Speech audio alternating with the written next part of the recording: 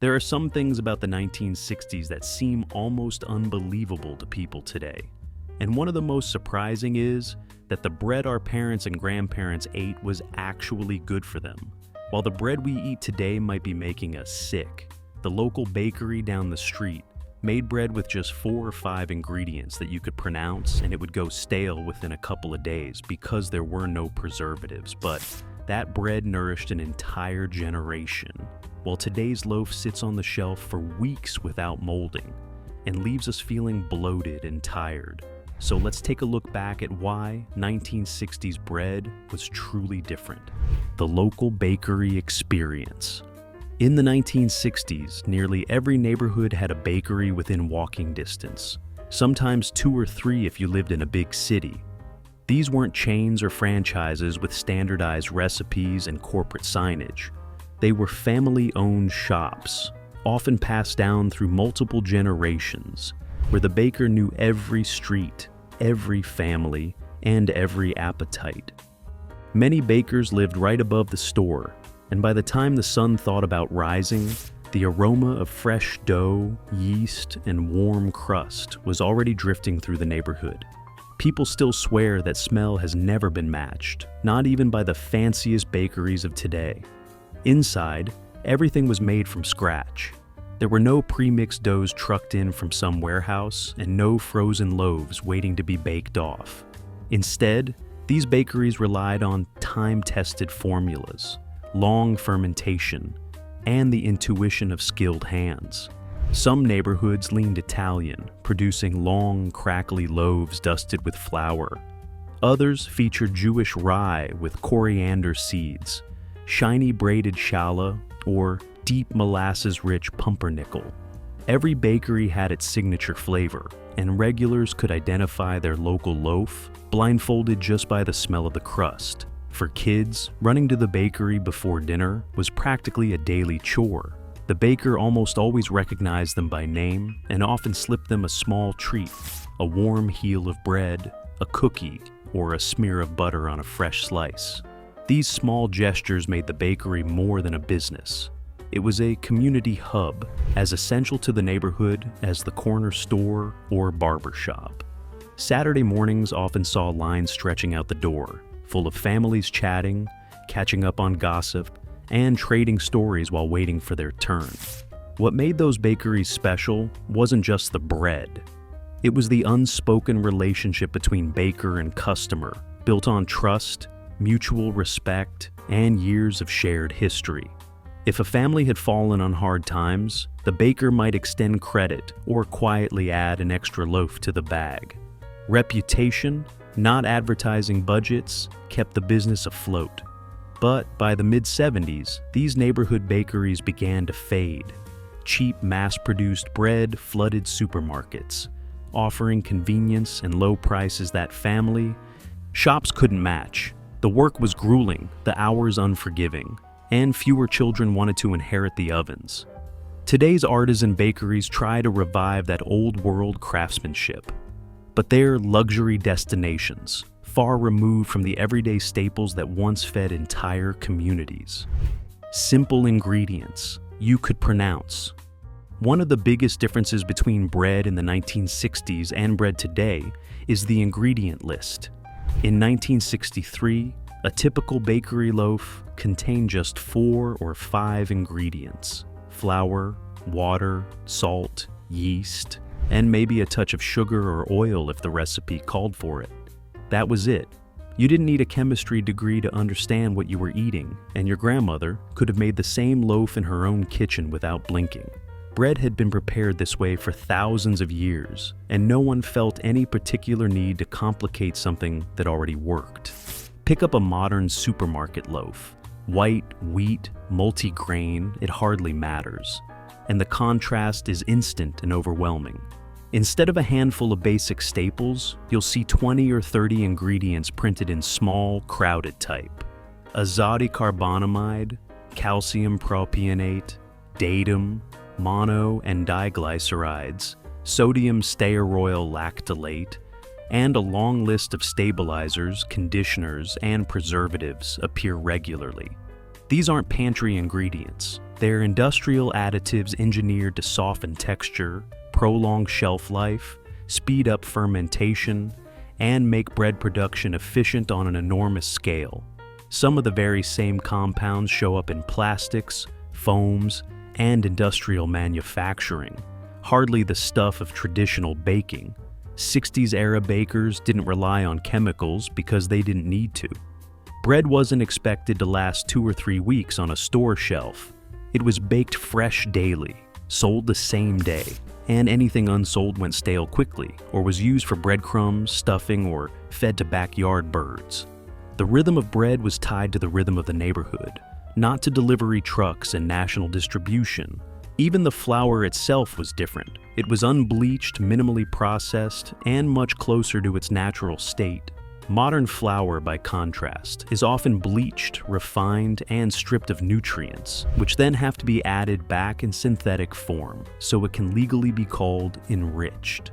Yeast in the 60s was often a traditional sourdough starter, sometimes maintained by the same bakery for decades, lending deep flavor and making the bread easier on the digestive system.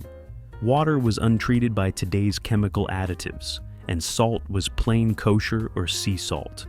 Sugar meant real cane sugar, not high fructose corn syrup. Simpler ingredients didn't just make better bread, they made bread the human body recognized, trusted, and could digest with ease. No preservatives meant fresh or nothing.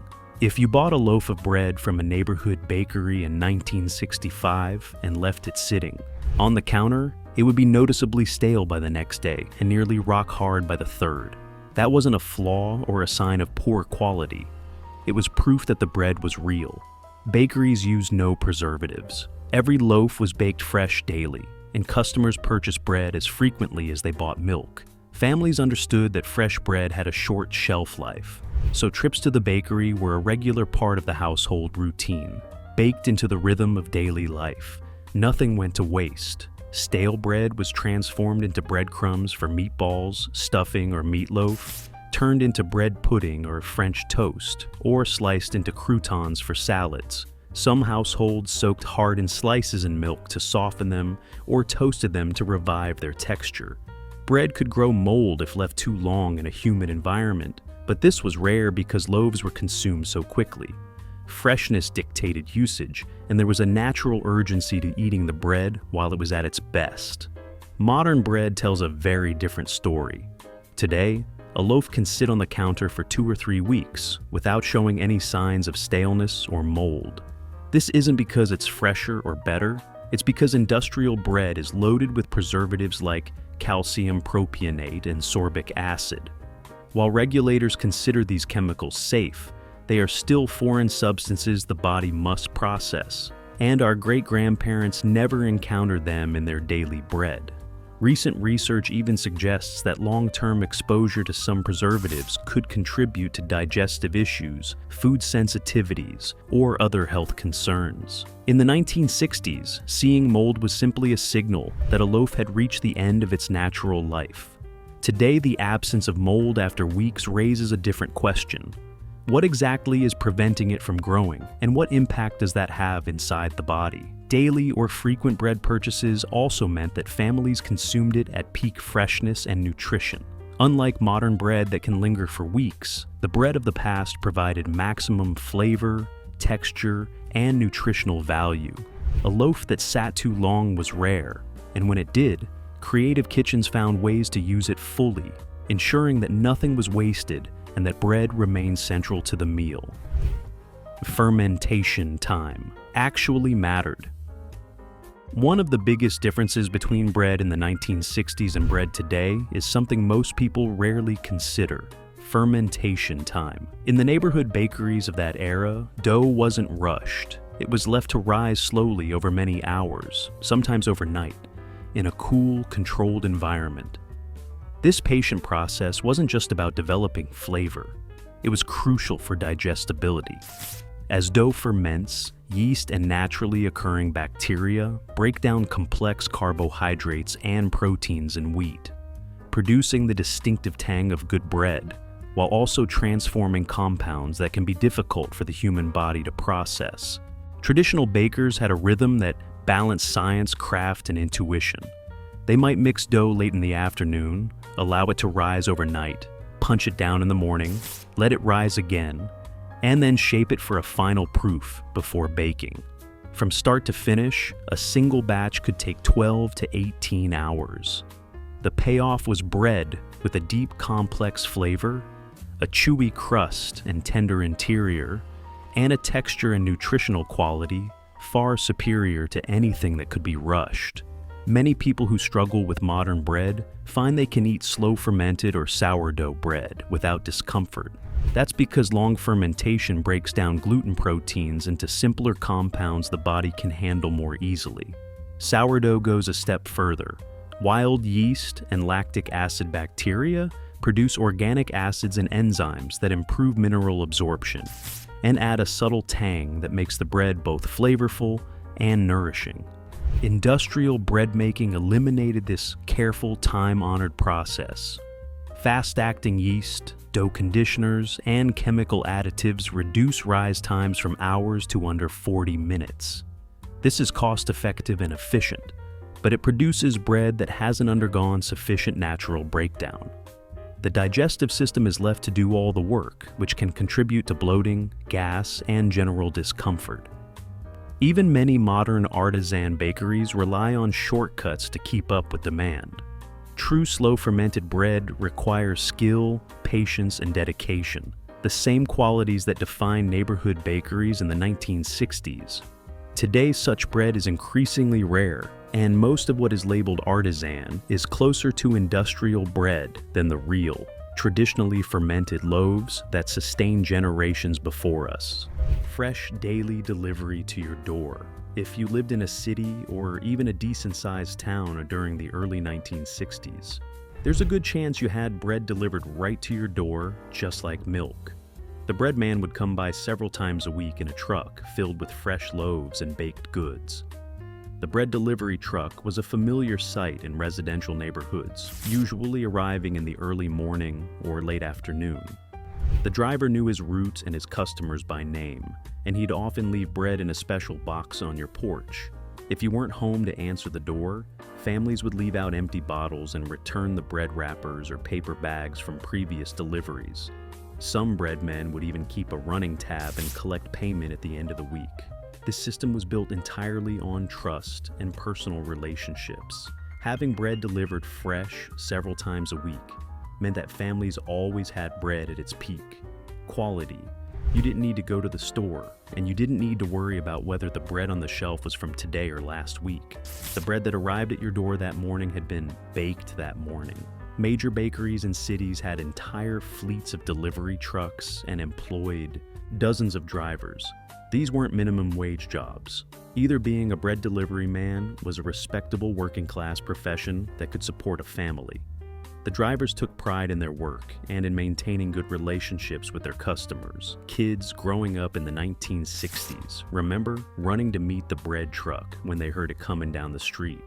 Sometimes the driver would give them a free donut or cookie, and many kids dreamed of riding along on the route during summer vacation. This delivery system started to disappear in the late 1960s and early 1970s as supermarkets became more dominant, and families started doing all their shopping in one place once a week, instead of making daily trips to different specialty stores. The personal touch of the bread man was replaced by grabbing a plastic-wrapped loaf off a shelf. Today, the idea of having bread delivered fresh to your door several times a week seems almost luxurious, but back then it was just a normal part of life, and it ensured that people were eating bread at its freshest when it was most nutritious and tasted its best. Whole grains were actually whole. When bread was labeled whole wheat in the 1960s, it genuinely meant the entire grain, bran, germ, and endosperm, was ground together and baked into the loaf. This wasn't marketing language or a wellness trend. It was simply how whole wheat bread had always been made. The result was dense, hearty bread with a rich, nutty flavor that's increasingly rare today. Including the fiber-packed bran and nutrient-rich germ meant the bread was naturally balanced, providing vitamins, minerals, and healthy fats without any artificial supplementation. Each bite delivered flavor, nutrition, and satisfaction that modern bread struggles to match. Many small neighborhood bakeries even milled their own wheat berries on site, often daily or every few days. Freshly ground flour retained the natural oils and nutrients that start to degrade quickly after grinding. Some bakers invited customers to watch the milling process, a reminder that bread was a hands-on craft, not an industrial product. These simple natural ingredients and meticulous methods created a loaf that was not only wholesome, but deeply connected to its maker and community. Modern whole wheat bread is a very different story. Even when labeled 100% whole wheat, much of the flour is industrially processed. The bran, germ, and endosperm are often separated during milling and then recombined, sometimes mixed with refined white flour to produce a softer texture that consumers now expect. The germ is frequently removed entirely because its healthy oils spoil quickly. And then synthetic vitamins are added back so the bread can legally be called enriched. Whole wheat bread of the 1960s was considered genuine health food. Doctors often recommended it for its fiber content and digestive benefits. Children might have preferred white bread, but parents understood the nutritional advantage of whole wheat. Its dense texture made one or two slices filling and satisfying, unlike today's lighter, highly processed loaves. Supermarket whole wheat bread now typically contains added sugars, preservatives, and highly processed flour. It may share a name with the traditional loaves of the past, but in reality, it bears little resemblance. The bread of the 1960s represented a commitment to nutrition, flavor, and craftsmanship that modern industrial bread rarely achieves. It was a staple that nourished both body and community in a way that mass-produced bread today simply cannot replicate. No high fructose corn syrup. One ingredient that was completely absent from 1960s bread, but is now in almost every commercial loaf, is high fructose corn syrup. This industrial sweetener didn't exist in the food supply until the 1970s, and it has fundamentally changed the way bread tastes and how our bodies respond to it. Traditional bread recipes from the 1960s sometimes included a small amount of sugar to feed the yeast and help the bread brown in the oven. But we're talking about a teaspoon or two of regular cane sugar for an entire batch of dough. You could barely taste it. And it served a functional purpose. The sugar that was used back then was real. Cane sugar, or sometimes honey or molasses. These are all natural sweeteners that humans have been consuming for thousands of years. Our bodies know how to process them efficiently, and they don't cause the same blood sugar spikes that high fructose corn syrup does. High fructose corn syrup was developed in the 1970s as a cheap alternative to sugar and food. Manufacturers quickly realized they could add it to almost everything, including bread.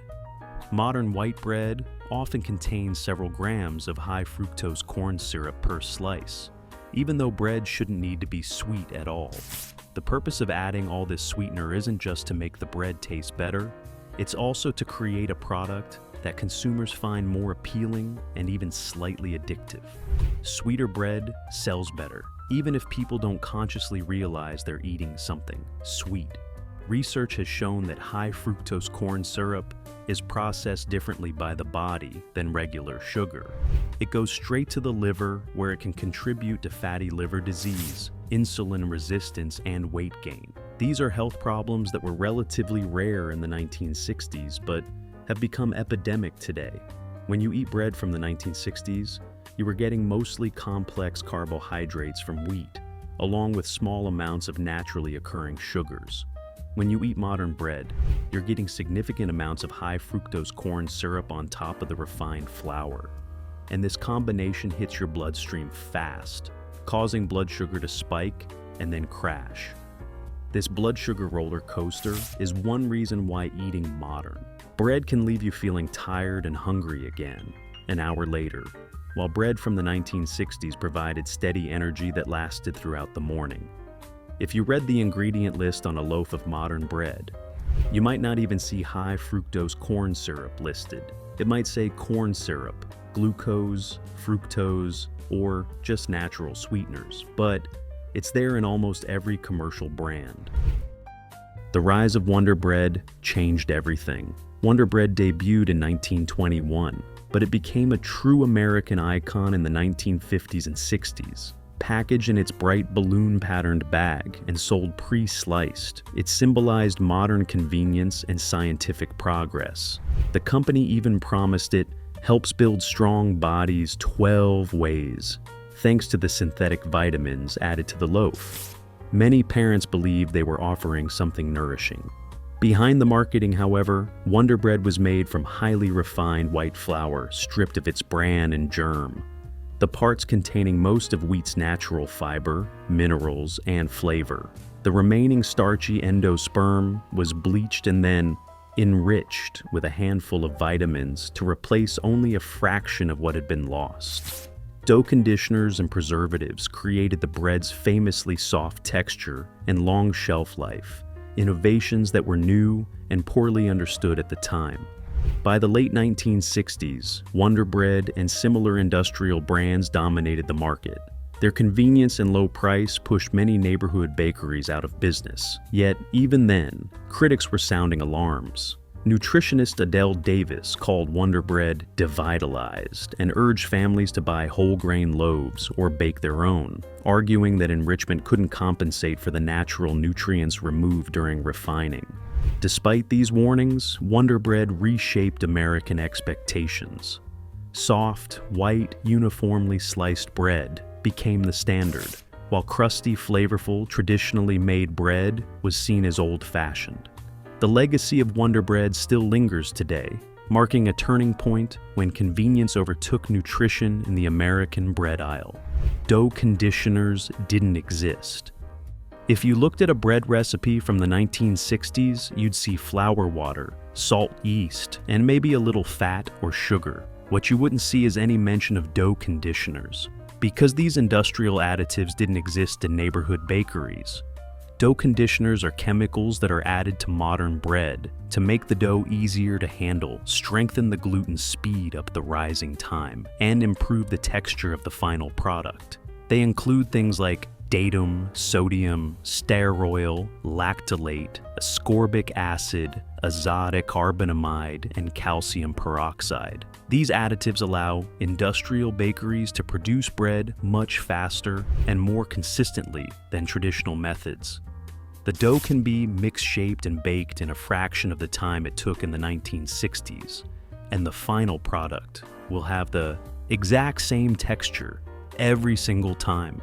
The problem is that these chemicals are completely unnecessary if you're willing to let dough develop naturally through proper mixing, kneading, and fermentation. Traditional bakers in the 1960s had the skill and patience to create perfect bread. Without any chemical assistance, some dough conditioners have raised health concerns. Azotocarbonamide, for example, is the same chemical used to make yoga mats and shoe soles. It's banned in bread in Europe and Australia, but it's still commonly used in American bread. The FDA considers it safe in small amounts, but many health advocates question whether we should be eating it at all.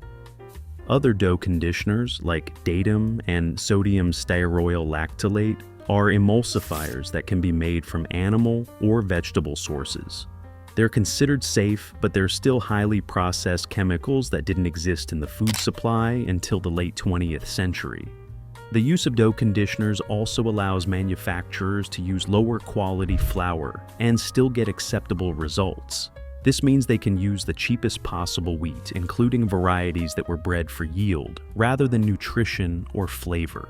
In the 1960s, bakers used high-quality flour and relied on their skill to get good results. They understood how different flours behaved, how temperature and humidity affected rising times, and how to adjust their techniques for different conditions.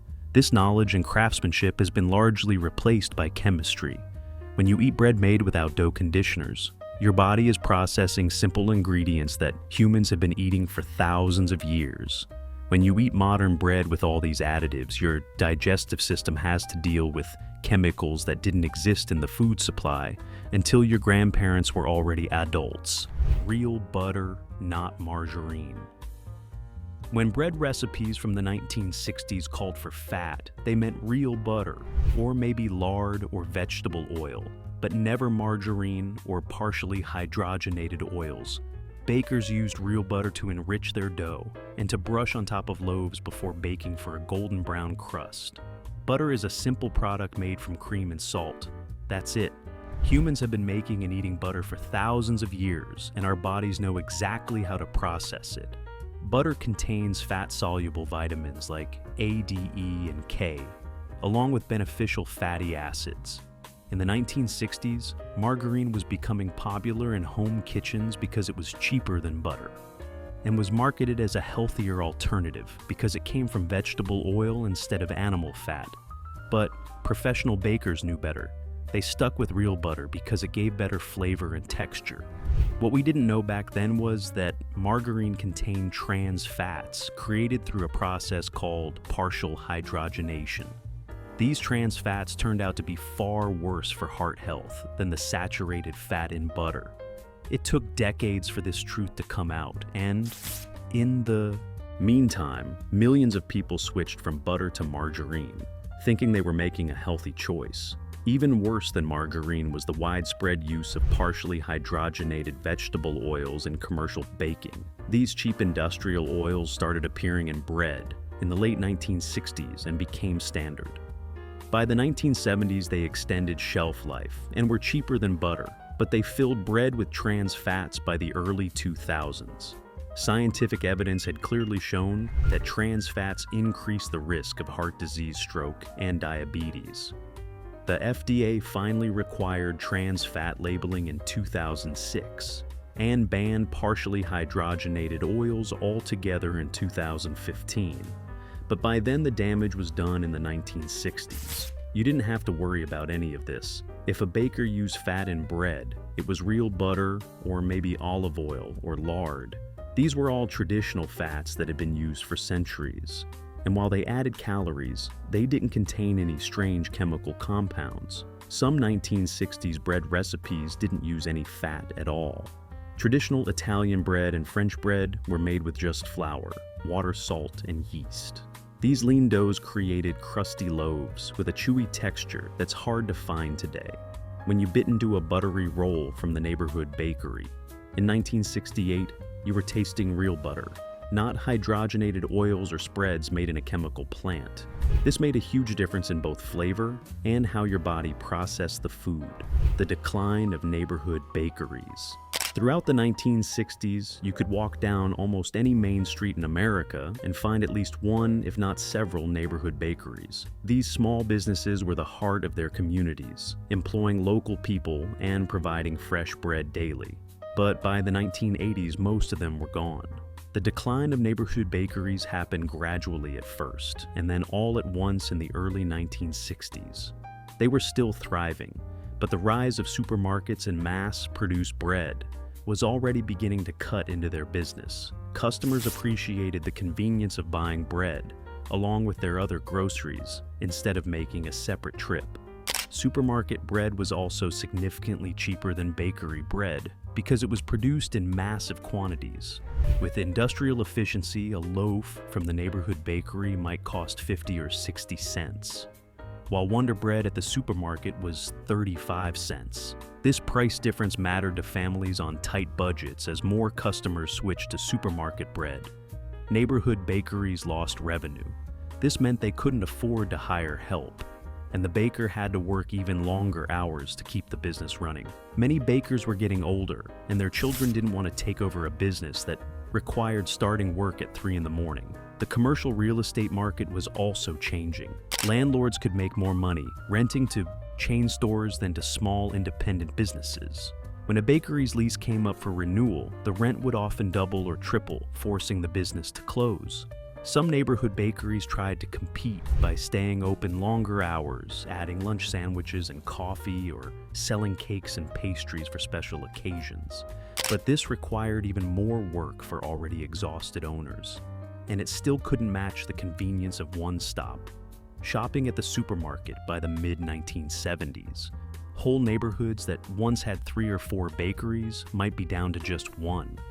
And by the early 1980s, even that last bakery would often close. The ovens would go cold, the baker would retire, and another connection to traditional food culture would be lost. What replaced these bakeries were supermarket bakery sections that baked off frozen dough, shipped from industrial facilities. These in-store bakeries created the smell of fresh bread, but the product was fundamentally different. It was made from the same mass-produced dough as packaged bread, just shaped and baked on site. The loss of neighborhood bakeries meant more than just the loss of good bread. It meant the loss of community gathering places, the loss of skilled craftsmanship, and the loss of local knowledge about bread making. Old recipes and techniques disappeared when these bakeries closed in. Some cities, a few old-school bakeries managed to survive by serving immigrant communities who still valued traditional bread. Italian bakeries in Boston, Irish soda, bread bakeries in New York, Jewish rye, bakeries in Chicago. But these became rare exceptions rather than the rule. Today there's been a small revival of artisan bakeries in upscale neighborhoods, but these modern versions often charge $5 or $6 for a loaf of bread, putting them out of reach for most working families. The affordable neighborhood bakery of the 1960s is gone for good. What changed in the 1970s and 80s?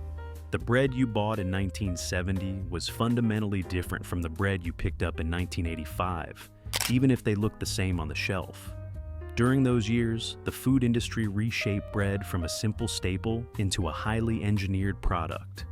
In the early 70s, most bread, mass-produced or not, still use basic ingredients and reasonable fermentation times. But as food scientists search for cheaper, faster methods, bread quietly changed. High fructose corn syrup entered recipes in the mid-70s, making bread sweeter and softer than anything previous generations had eaten. Dough conditioners and chemical additives multiplied, giving factories the ability to rush production and stretch shelf life. At the same time, the farm crisis wiped out many small growers, leaving wheat production concentrated in large corporations that favored high-yield, lower-flavor varieties. The low-fat craze of the 80s pushed manufacturers to remove what little fat bread once contained, replacing it with even more sugar and additives. Neighborhood bakeries struggled to compete and often closed, or survived only by using premixes and frozen dough. The wheat itself evolved, with new gluten proteins that some researchers believe may be harder to digest, contributing to today's rise in sensitivities. Industry consolidation finished the job. Dozens of regional brands were absorbed into a few national corporations, and bread became standardized across the country. By the late 1980s, a food once made from 4 ingredients now relied on long ingredient lists and industrial shortcuts, a shift whose health consequences we're still reckoning with today. Modern bread's hidden dangers. If you walk into a supermarket today and pick up a typical loaf of white or wheat bread, you're holding a product that would be almost unrecognizable to someone from the 1960s. Yes, it looks like bread, but the ingredients and production methods are completely different. And the health impacts are concerning. Modern commercial bread contains dozens of additives that didn't exist in the 1960s. Or if they existed, they weren't used in bread. These include preservatives like calcium propionate, which some studies have linked to irritability and sleep problems in children. Emulsifiers that may disrupt the gut microbiome, and bleaching agents that strip nutrients from flour. The high fructose corn syrup in modern bread causes blood sugar to spike rapidly, leading to an insulin response. This repeated cycle of blood sugar spikes and crashes can contribute to insulin resistance over time, which is a precursor to type 2 diabetes. something that was relatively rare in the 1960s. Many modern breads also contain added gluten, which manufacturers use to improve texture and rise. This means you're getting far more gluten per slice than you would have in the 1960s. And it's a different type of gluten from modern high-yield wheat varieties. Some researchers believe this combination helps explain why gluten sensitivity has become so much more common. The lack of proper fermentation in modern bread means that phytic acid and other anti-nutrients in the wheat aren't broken down. Phytic acid binds to minerals like iron, zinc, and calcium in your digestive system, making them harder to absorb. This is one reason why people can eat modern bread and still be deficient in minerals. Pesticide residues are another concern that didn't exist to the same degree. In the 1960s, modern wheat is heavily sprayed with herbicides like glyphosate. Right up until harvest time, traces of these chemicals end up in flour and ultimately in bread. Some studies have linked glyphosate exposure to digestive problems and other health issues. The texture of modern bread is also problematic. It's so soft and processed that you barely need to chew it. This means you can eat more of it more quickly before your body signals that you're full. In the 1960s, bread had more texture and substance, which naturally limited how much you could eat. Modern bread is also often made with bromated flour, which uses potassium bromate to strengthen dough. This additive is banned in many countries because it's a potential carcinogen, but it's still legal.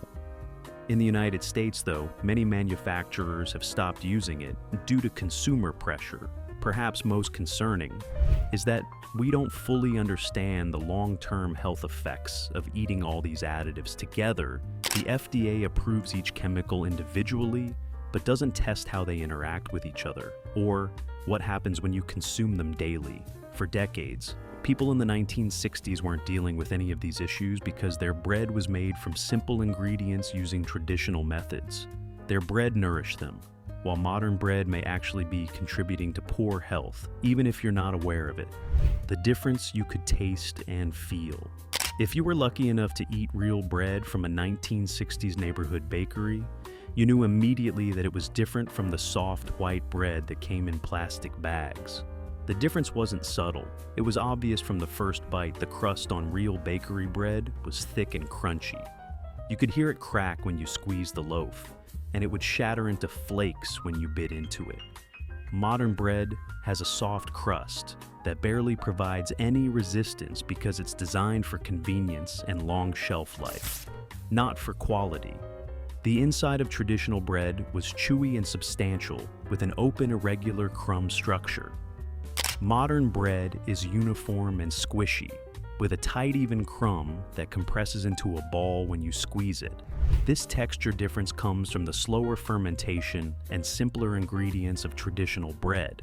The flavor of 1960s, bread was complex with notes of wheat yeast and sometimes a slight tanginess from fermentation. You could taste the actual grain instead of just bland, starchy sweetness. Modern bread tastes like almost nothing, except a vague sweetness from all the added sugar.